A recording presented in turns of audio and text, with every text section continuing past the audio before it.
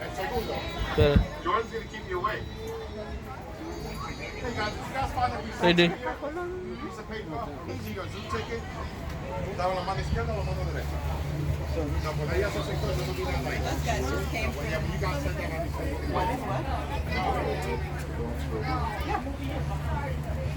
Wild Asia Monorail, folks. My name is John. I'm going to be your tour guide today. Real quick before we begin, I have a very, very important message to share with you all. And that message is that it is... And also, please remain seated.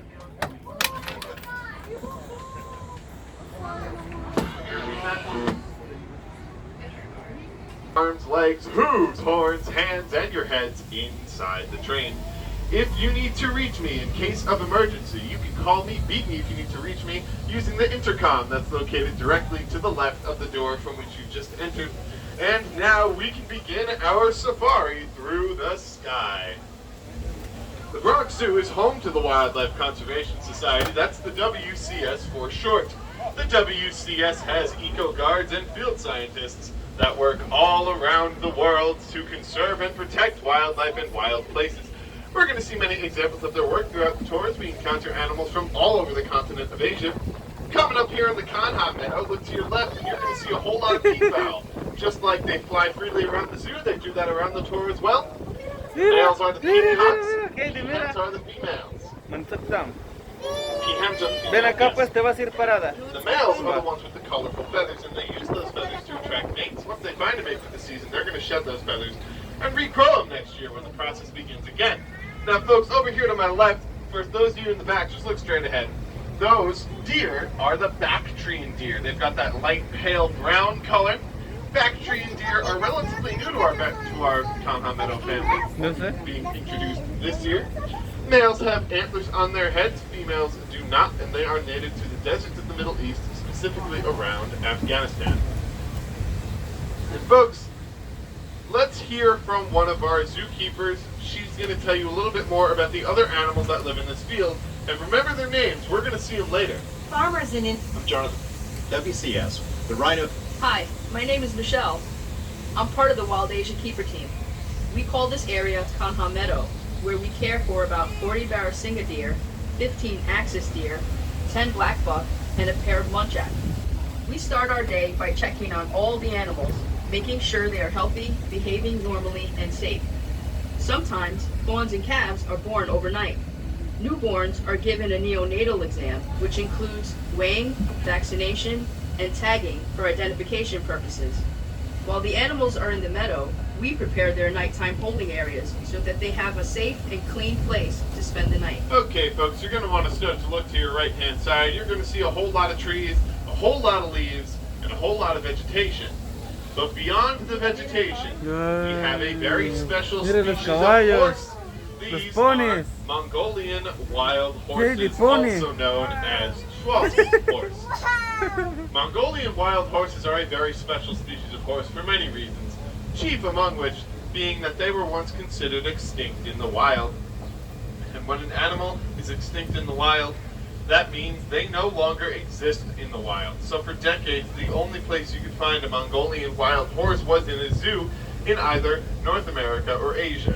That is until the 1960s, which is when all of those zoos came together, and they created a plan to help the species survive. Part of that plan was to reintroduce the Mongolian wild horse back into their natural habitat, and we've been able to do that successfully so far. Of course, our work... I believe that wildlife is on this earth. My job is to find practical solutions that allow people and wildlife to thrive together.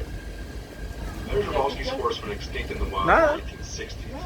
On a recent trip to Kazakhstan, we found out the ongoing successful efforts in that country to bring the horses back to the Central Asian steppe. The world needs happy stories, to watch the impossible become possible, and to see hope restored. That's what's happening today with Zoologico's horse. Now we got our very own Mongolian wild horse, also known as Schwarzenegger's horse, back in 1902. Since then we've had over 50 foals born here. A foal is a baby horse, of course. And now as we make our way into this next field, you're going to want to start to look to your right. At first you're just going to see a whole lot of trees and a whole lot of grass and a whole lot of rocks. But look amongst all of that, and you're going to start to see some horns peeking up over the hill. Caballos. Those horns are the gaur. The gaur are the world's largest species of wild cattle. I can't see them yet, but let me tell you who I can see. Folks, take a look over towards the right-hand side, right up against that back fence. You're going to see our brow-antlered deer. Brow-antlered deer are given their name because of their antlers. Once those antlers are fully grown, they're going to look just like eyebrows. Now, the brow-antlered deer are unfortunately victims of habitat loss. Habitat loss occurs when an animal loses their natural habitat to human activities such as farming, and as a result, the animal becomes either vulnerable or endangered. Now, we here at the WCS are working all around the world to help stop habitat loss, and I'm going to talk more about that in a moment. But first, let's go back to the gaur, because they are all the way to the back right-hand side of this exhibit. Male gaur will grow to a size of 6 feet tall, 10 feet long, and they'll weigh about 2,000 pounds. They can use their tremendous size and their horns on their head to defend themselves from predators. Now, we have a very active breeding group of gaur. Shortly. WCS field staff work with local leaders and farmers in Indonesia to come up with the Crop Protection Unit. This unit created many different ways for farming to continue in close proximity of wild animals. One strategy was to soak ropes in chili powder and place them around the crops. Elephants do not like chili and leave the farms alone, allowing the farmer and the animals to share the habitat peacefully. Alrighty, folks, start to look down to the right-hand side. You're going to see Suhana, one of our Malayan tigers. She is all the way down at the bottom of the hill to the right-hand side, down to the right. You'll see her there. She is the only tiger in this exhibit because tigers are solitary animals. That means they prefer to live and hunt alone. And here's how I know that she is a Malayan tiger. Because compared to her Siberian tiger counterparts, she is much smaller. Her hair is shorter and she has less white hair in general on her body. Now when tigers hunt, they like to hunt medium-sized deer and wild boar. For this rocky muddy hill, you're going to see the gaur again, this time a whole lot closer. You can get a better sense now of just how massive they are. Alrighty folks, in this next exhibit, this is the backside of the see some blackbuck antelope. Blackbuck antelope are sexually dimorphic, which means the males and females look different. Down to the right-hand side, we have some axis deer. And then keep looking all the way down to the right, and we're going to have some Barrasinga deer. All the way down to the right are the Barrasinga deer. Now at this point, look to the left, you'll see the axis deer. But folks, please remain seated at all times, especially if you're in car B2. If you're in car B2, yes you, sir, please sit down. Thank you. Now, male blackbuck antelope have spiral-shaped horns, and it's hard to look to your right-hand side, because you're going to see a couple of our female Asian elephants.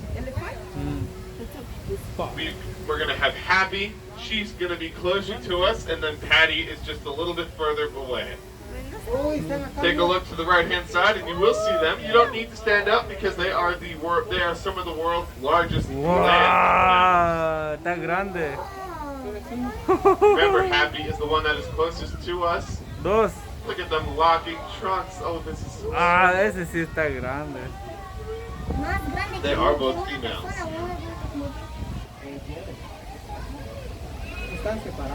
Sí. ¿Quién sabe? ¿Hembra y macho o qué? Podría ser.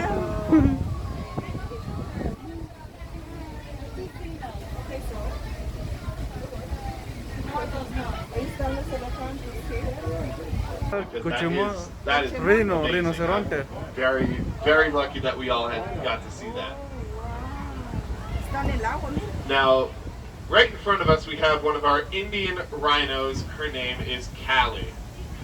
Callie is in her mud wallow right now, and she is just soaking, covering herself in mud, and she's doing that for a very important reason. That reason has to do with her skin.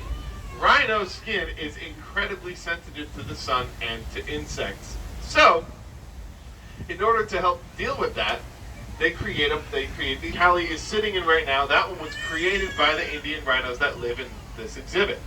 They sit in them and they cover themselves with mud, and that mud will act as a natural sunblock and a natural bug repellent. Now, I haven't tried that personally to see if it works, but if it works for the rhinos, I'm sure it's just fine. Sorry about that, folks. Had to listen to the radio for a second. But anyways, let's keep talking about mud wallows, because there's one over here to the right-hand side. This one was created for the Indian rhinos back when this exhibit opened in the 1970s. But the rhinos have been slowly making it larger over time. You can see that happening if you take a look to the right side of it. You're going to see a whole lot of muddy footprints. That means the rhinos are making it larger. I'm Jonathan. The rhinos you see here are Indian rhinos. We work with habitats all over the world. Excuse me. Sambar deer and nilgai antelope. You can see them all the way towards the back fence. Look straight ahead. You're going to see them. The sambar deer have a dark brown coat, much darker than the nilgai antelope. The nilgai antelope have a much lighter tan colored coat. The sambar deer also kind of like to hang out right up against fences, while the nilgai prefer to kind of be more in the open areas. Now, male sambar deer have antlers on the tops of their heads, and once those antlers are fully grown, they're going to be about 3 feet long with up to 3 points per bar. And only the males have those antlers. Now let's talk about the nilgai antelope for a second. Nilgai antelope are named after the males. We don't have any males there right now, otherwise I'd show you, but the males have a bluish gray coat and horns. They're also physically larger than the females, so they are named nilgai because they kind of resemble blue-colored bulls, and in Hindi, nilgai means blue bull. Now the females have that lighter tan-colored coat. They've also got big white spots in their behinds and white stripes around their hooves. And in this next exhibit, folks, take a look all the way towards the back fence. Find the tree that's growing out of the rock. Once you find that tree, look to the right, look along the fence, and you will find a Chinese tufted deer lying down in those leaves. They are very hard to see, but he's there. Thanks to their chocolatey brown colored coat, they're able to camouflage very well right up in those leaves. They also, have their weight is about 40 pounds, so that means they're real small. They can use their size and their color to hide very, very well. They actually get their name from a little tuft of hair that exists on the tops of their heads. Folks, if you think this view is nice, come back on the monorail during the fall. Unbeatable. Literally unbeatable. And folks, take a look down at the bottom of this hill, and you're going to see a goat in a tree. And if that's not good enough for you, we got some goats on a rock over here to the right. But these aren't your average everyday goats. No, these are the markhor. They are some of the largest goat species in the world. That's right, male markhor have long corkscrew spiral-shaped horns. They've got long beards and a mane of hair around their necks. Females have shorter beards, shorter horns, and no mane. Now the markhor are excellent climbers thanks to a special set of rubber-like cores in their hooves. Those rubber-like cores allow them to climb up steep rock faces and even trees. Markhor specifically have been known to climb up trees for food, and they can also jump 6 feet up in the air without a running start. For reference, 6 feet is the height of the doorway that you use to enter the monorail.